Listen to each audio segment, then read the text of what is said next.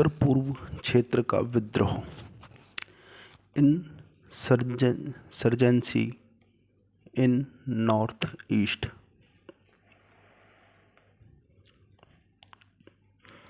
पूर्वोत्तर भारत।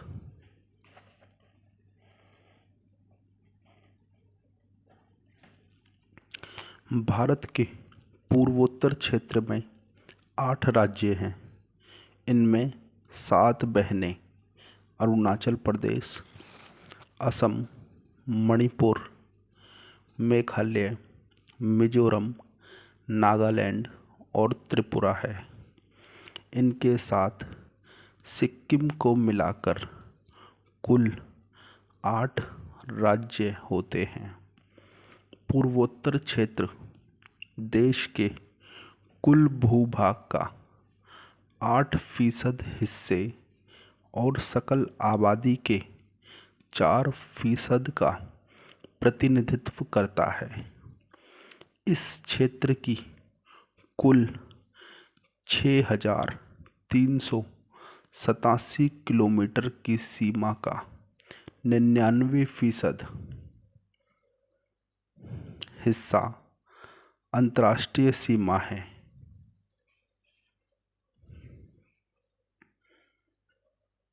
जो भूटान,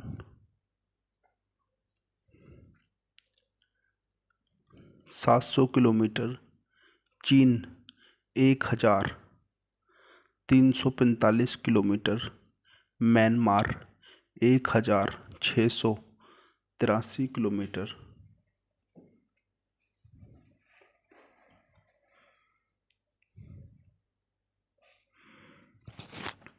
और बांग्लादेश 2,700 किलोमीटर से लगती है।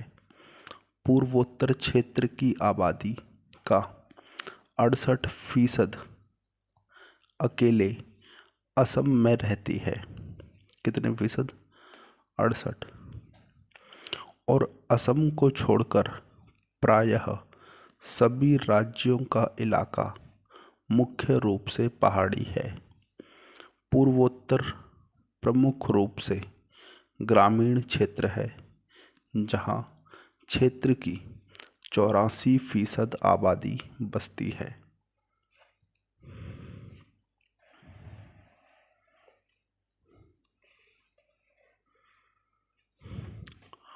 उत्तर पूर्व क्षेत्र की ऐतिहासिक पृष्ठभूमि। स्वतंत्रता पूर्व काल।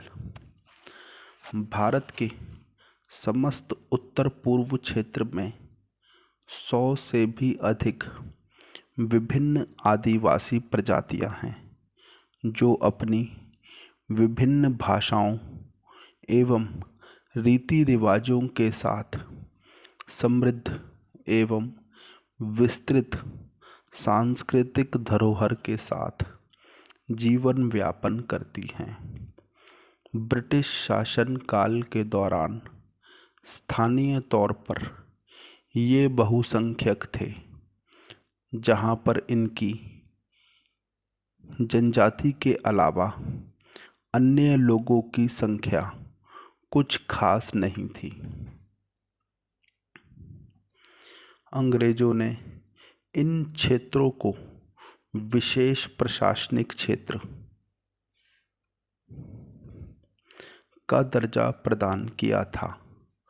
सोची समझी नीति के तहत अन्य लोगों को इस क्षेत्र में घुसने से रोकने के लिए अंग्रेजों ने इस क्षेत्र के सामाजिक, सांस्कृतिक व राजनीतिक ढांचे के साथ कोई खिलवाड़ नहीं किया।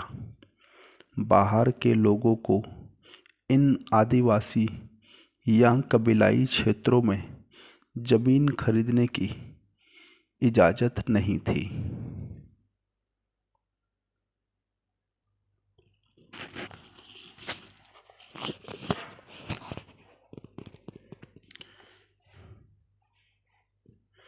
इस दौरान ब्रिटिश सरकार ने ईसाई मिशनरियों को भी इस क्षेत्र में स्कूल, चिकित्सालय तथा चर्च बनाने के लिए प्रोत्साहित किया।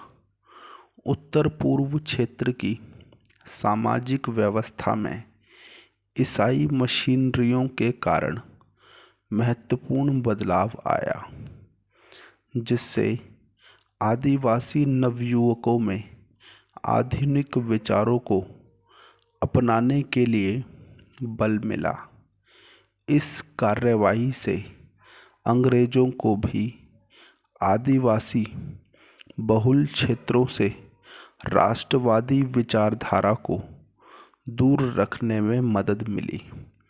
इस नीति का परिणाम यह निकला कि यह क्षेत्र असम तथा देश की आबादी से अलग थलग रहा।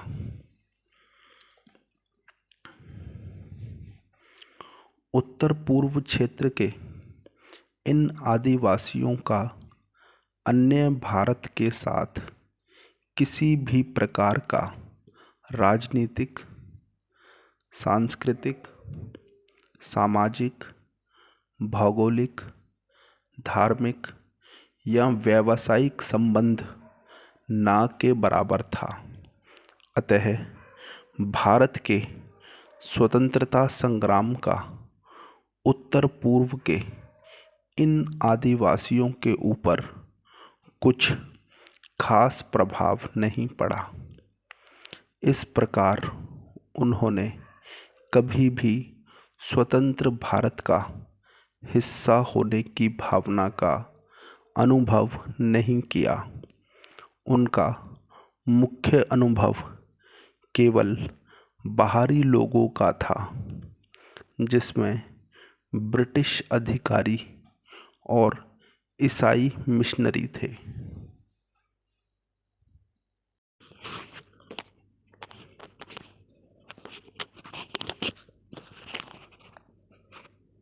स्वतंत्रता पश्चात का काल।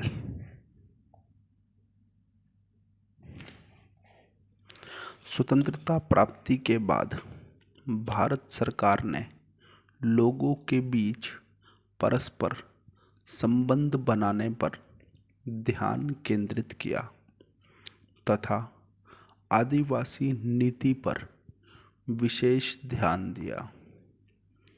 भारतीय संविधान की 6ठी अनुसूची में इस क्षेत्र के लिए विशेष व्यवस्था की गई है, जिसमें स्वय शासन, स्वायत्तता तथा विकेंद्रीकरण शामिल है। इस प्रकार इन क्षेत्रों में जिले तथा स्थानीय क्षेत्रीय समिति का गठन किया गया। प्रारंभिक तौर पर एक ही राज्य असम तथा एक केंद्र शासित क्षेत्र नेफा, नॉर्थ ईस्ट फ्रंटियर एजेंसी था, जिसमें पूरा उत्तर पूर्व शामिल था। बाद में नेफा को अरुणाचल प्रदेश का नाम दिया गया, जिसे 1987 में अलग राज्य का दर्जा दिया गया। नेफा का विकास देश के अन्य भागों के साथ सहज एवं शांतिपूर्ण रूप से हुआ, जबकि असम के प्रशासनिक नियंत्रण वाले क्षेत्र के अंदर आदिवासी क्षेत्रों में कई समस्याएं पनपने लगी। इसकी शुरुआत 1950 के दशक में नागालैंड में फिजो द्वारा विद्रोह का झंडा खड़ा करने के साथ हुई, जो बाद में मिजोरम, मणिपुर, त्रिपुरा तथा मेघालय तक फैल गई।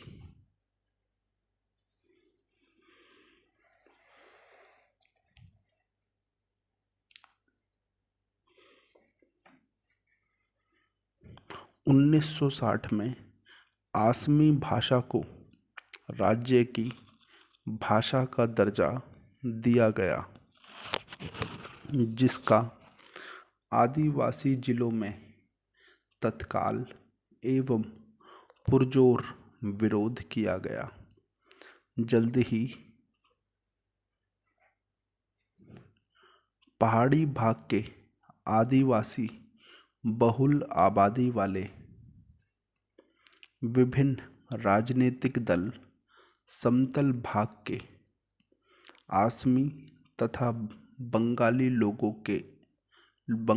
लोगों से अलगाव का अनुभव करने लगे।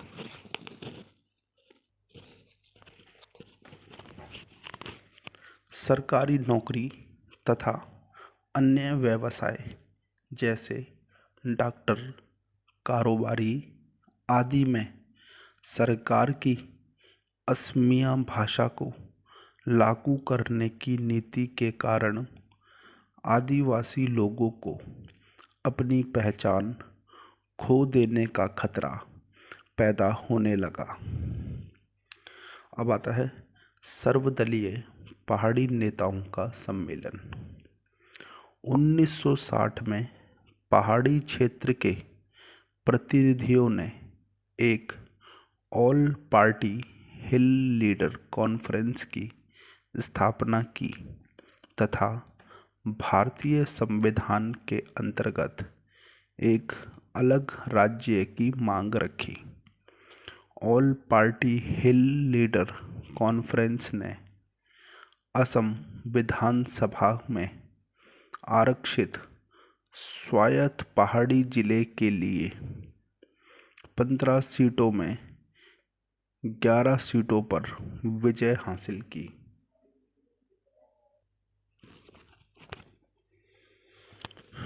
एक के बाद हुए कई प्रदर्शनों के बाद में बड़े आंदोलन का रूप ले लिया। वर्ष 1962 के चुनाव में अलग राज्य की मांग करने वाले उम्मीदवारों को भारी बहुमत मिला, जिन्होंने बाद में राज्य विधानसभा का बहिष्कार किया। वर्ष 1969 में राज्य के अंदर राज्य की तर्ज पर असम राज्य के अंदर मेघालय राज्य की स्थापना की गई, जिसे उच्च न्यायालय, कानून व्यवस्था, लोक सेवा आयोग तथा राज्यपाल के अलावा पूर्ण स्वायत्तता प्राप्त थी। अंत में वर्ष 1972 में मेघालय, मणिपुर, त्रिपुरा को पूर्व राज्य का दर्जा दिया गया। इस बीच नागालैंड तथा मिजोरम में भी अलगाववादी आंदोलन का विस्तार हुआ। नागालैंड को 1963 में ही राज्य का दर्जा दिया गया था, जबकि मिजोरम को 1987 में एक राज्य का दर्जा दिया गया।